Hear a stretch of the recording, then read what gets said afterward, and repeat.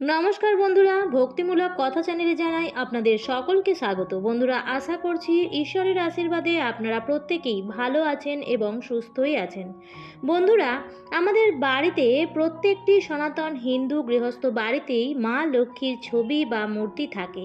অন্যান্য কোনো দেবী দেবতার ছবি বা মূর্তি থাকুক কি না থাকুক, মা লক্ষ্মীর ছবি বা মূর্তি অবশ্যই থাকে।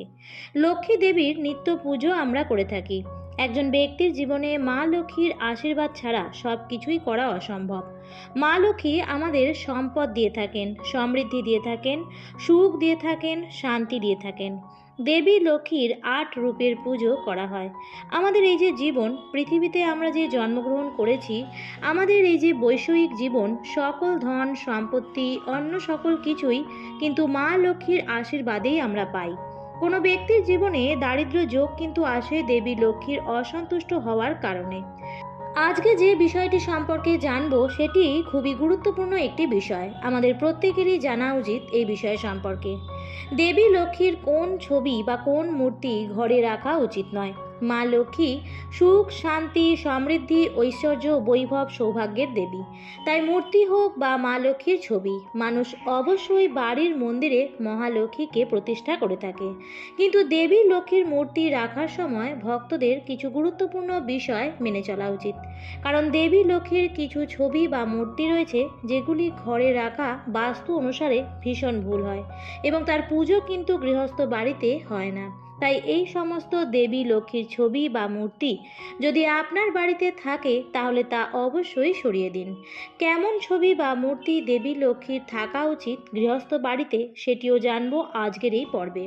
তবে বিস্তারিত আলোচনায় যাওয়ার আগে আমার সকল বন্ধুদের একটাই অনুরোধ করব যে আজকের ভিডিওটি দেখার পর যদি ভালো লাগে তাহলে অবশ্যই লাইক করবেন এবং মা লক্ষ্মীর আশীর্বাদ পেতে কমেন্টসে লিখবেন জয় মা লক্ষ্মীর জয়। এবং বন্ধুরা, ভিডিওটি শেয়ার করবেন আপনাদের নিকট আত্মীয় স্বজন এবং বন্ধু বান্ধবদের সাথে, কারণ ভালো জিনিস শেয়ার করলে ভালোই হয়। বন্ধুরা, প্রথমেই বলে রাখি, মা লক্ষ্মীকে আমরা কমলা বলি, পদ্মালয়া, তার ১০৮ নামের মধ্যে এই নামগুলিও রয়েছে। দেবী লক্ষ্মী পদ্মের আসনে বসে রয়েছেন এমন ছবি বা মূর্তি আপনার বাড়িতে রাখবেন। দাঁড়িয়ে রয়েছে মা লক্ষ্মী এমন ছবি বা মূর্তি যদি আপনার বাড়িতে থাকে তাহলে এক্ষুনি সেটিকে সরিয়ে দিন অন্যত্র। দেবী লক্ষ্মীর দাঁড়িয়ে থাকা ছবি গৃহস্থ বাড়িতে থাকা অমঙ্গলজনক। যে ছবিতে দেবী লক্ষ্মীকে দাঁড়িয়ে থাকতে দেখা যায় সেই ছবি রাখা শুভ বলে মনে করা হয় না বাস্তু অনুসারে। কারণ মা লক্ষ্মীর ছবি দাঁড়িয়ে থাকার অর্থ হলো মা লক্ষ্মীর আশীর্বাদ ভক্তদের উপর খুব বেশি বর্ষিত হবে না। দেবী লক্ষ্মী খুব তাড়াতাড়ি ঘর ছেড়ে বাইরে বেরিয়ে যান। তাহলে কেমন ছবি বা মূর্তি আপনারা রাখবেন? রাখবেন মা লক্ষ্মীর বড় লোটাসের মধ্যে, অর্থাৎ পদ্ম ফুলের মধ্যে তিনি বসে রয়েছেন, তার চারিদিকে পদ্ম রয়েছে। এছাড়াও তিনি বা তার সামনে বা পেছনে ধান দেখা যাচ্ছে, শস্য দেখা যাচ্ছে এমন ছবি, এবং দেবী লক্ষ্মীর সঙ্গে তার বাহন পেঁচাও যেন ছবিতে থাকে এমন ছবি রাখা উচিত। শাস্ত্র অনুসারে গৃহস্থ বাড়িতে এরকম ছবি বা মূর্তি রাখা উচিত। বর্তমান সময়ে অ্যাবস্ট্রাক্ট ছবি পাওয়া যায় প্রত্যেকটি দেবী বা দেবতার, যেখানে দেবী বা দেবতার যে মূল বৈশিষ্ট্য বা যে রূপ সেটি কিন্তু বোঝা যায় না, অ্যাবস্ট্রাক্ট ফর্মে থাকে। এই ধরনের ছবি বা মূর্তি আপনারা কিন্তু ঠাকুর ঘরে রাখবেন না। এটি সাজানোর জন্য ঠিক আছে, কিন্তু পুজোর জন্য একদমই অনুচিত। দেবী লক্ষ্মী বসে রয়েছেন পদ্মের উপরে এবং তিনি আশীর্বাদ করছেন। তার হাত থেকে হয় ধান, না হলে সোনা বা রূপা এই ধরনের মূল্যবান ধাতু ঝরে পড়ছে এবং তিনি আশীর্বাদ করছেন। এই ধরনের ছবি রাখা খুবই শুভ। গজলক্ষ্মীর ছবিও বাড়িতে রাখা যায়, সেটিও রাখা খুবই শুভ। লক্ষ্মীর দুপাশে হাতি রয়েছে এবং তাদের সুরের মাধ্যমে তারা রত্ন বা অলংকার ছড়াচ্ছে। এই ধরনের ছবি গৃহস্থ বাড়িতে রাখা খুবই শুভ। বলা হয় এতে সম্পদ আসে। বন্ধুরা, আরেকটি বিষয় মাথায় রাখবেন। বন্ধুরা, দেবী লক্ষ্মীর ছবি বা মূর্তি যখন বাড়িতে আনবেন তখন মা লক্ষ্মীর চরণ অর্থাৎ পা যেন দেখা যায় ছবিতে বা মূর্তিতে, এটি সবসময় মাথায় রাখবেন। আমরা যখন দেবী লক্ষ্মীর পুজো করি তখন কিন্তু আমরা তার চরণ আঁকি, মা লক্ষ্মীর পদচিহ্ন আলপনাতে আঁকি। তাই ছবি বা মূর্তিতে যেন মা লক্ষ্মীর চরণ দেখা যায়। এমন অনেক ছবি বা মূর্তি বর্তমানে পাওয়া যায় যেখানে মা লক্ষ্মীর পা ঢাকা দেওয়া থাকে, দেখা যায় না। এমন ছবি বা মূর্তি কিন্তু বাড়িতে রাখবেন না। লাল বা গোল্ডেন কালারের শাড়ি পরিধান করে আছেন এমন মা লক্ষ্মীর ছবি রাখা খুবই শুভ। বলা হয় এতে পরিবারে সমৃদ্ধি আসে। মা লক্ষ্মী স্মিত হাসছেন অর্থাৎ অল্প হাসি মুখে রয়েছেন এরকম পরমা সুন্দরী দেবী লক্ষ্মীর ছবি রাখবেন। গুরু গম্ভীরভাবে রয়েছেন এরকম ছবিও পাওয়া যায়। অনেক ধরনের ছবি বর্তমানে বিভিন্ন শিল্পীরা বিভিন্নভাবে আঁকেন, কিন্তু পুজোর ঘরে এই ধরনের ছবি রাখতে নেই।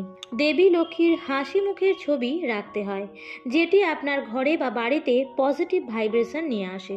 অনেক সময় দীর্ঘদিন ধরে মা লক্ষ্মীর ছবি বা মূর্তি পুজো করার ফলে ছবিটি মলিন হয়ে যায় বা খারাপ হয়ে যায় অথবা কোনো জায়গায় ভেঙে যায়। এমন ছবি বা মূর্তিটিকে আপনি দূরে রাখবেন, পুজোর ঘরে রাখবেন না, এবং সেই জায়গায় বৃহস্পতিবার দিন করে মায়ের নতুন ছবি বা মূর্তি প্রতিষ্ঠা করবেন। মা লক্ষ্মীর মূর্তি আপনারা মাটিরও রাখতে পারেন বা ধাতব মূর্তিও রাখতে পারেন, কিন্তু স্টিলের মূর্তি রাখবেন না। বিশেষ করে ব্রোঞ্জ, তামা, পিতল বা এই ধরনের ধাতব মূর্তিও রাখা যায়। এবং মা লক্ষ্মীর সঙ্গে নারায়ণের ছবি যদি পান রাখতে পারেন, এটি রাখাও খুবই শুভ। লক্ষ্মী নারায়ণের যুগল ছবি। প্লাস্টিক দিয়ে তৈরি দেবী লক্ষ্মীর ছবি বা মূর্তি বাড়িতে রাখবেন না, এটি রাখা শুভ নয়। এবং দেবী লক্ষ্মীর মূর্তি বিশেষ করে যেন ফাঁপা না হয়। শুধু দেবী লক্ষ্মী কেন, যে কোনো মূর্তি যখন আপনারা বাড়িতে আনবেন সেটি যেন কোনোভাবে ফাঁপা না হয়, সেটি যেন পুরোটা ভর্তি থাকে, এটিও দেখে নিতে হয়। বাড়িতে যখন দেবী লক্ষ্মীর মূর্তি আপনারা প্রতিষ্ঠা করবেন তখন বিশেষভাবে এটি খেয়াল রাখবেন। এছাড়াও বাস্তুশাস্ত্রে এও বলা হয়েছে যে দেবী লক্ষ্মীর এক বা দুটি ছবির বেশি রাখা উচিত নয়। প্রয়োজনের চেয়ে বেশি ছবি রাখলে আবার বাস্তু দোষ সৃষ্টি হয়। বেশিরভাগ মানুষ বিশ্বাস করেন যে মা লক্ষ্মীর মূর্তি ভগবান গণেশের কাছেই রাখা উচিত। তবে যদি আপনার বাড়িতে ভগবান গণেশের মূর্তি না থাকে, সেক্ষেত্রে ভগবান বিষ্ণু বা কুবেরজির সাথেও দেবী লক্ষ্মীর মূর্তি রাখতে পারেন।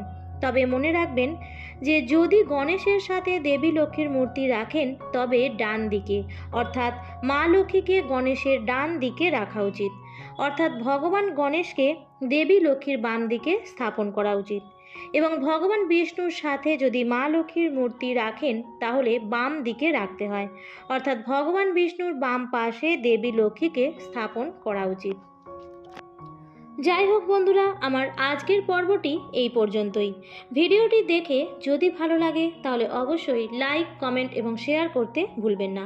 এবং চ্যানেলটিতে যদি নতুন হয়ে থাকেন এবং এই ধরনের আরও তথ্য পেতে চ্যানেলটিকে সাবস্ক্রাইব করে পাশে থাকা বেল আইকনটির অল লেখাটিতে ক্লিক করে দেবেন, যাতে আমার ভিডিওর নোটিফিকেশান সবার আগে আপনি পেতে পারেন। আবার দেখা হবে পরবর্তী নতুন কোনো ভিডিওতে। ভালো থাকবেন, সুস্থ থাকবেন, ধন্যবাদ।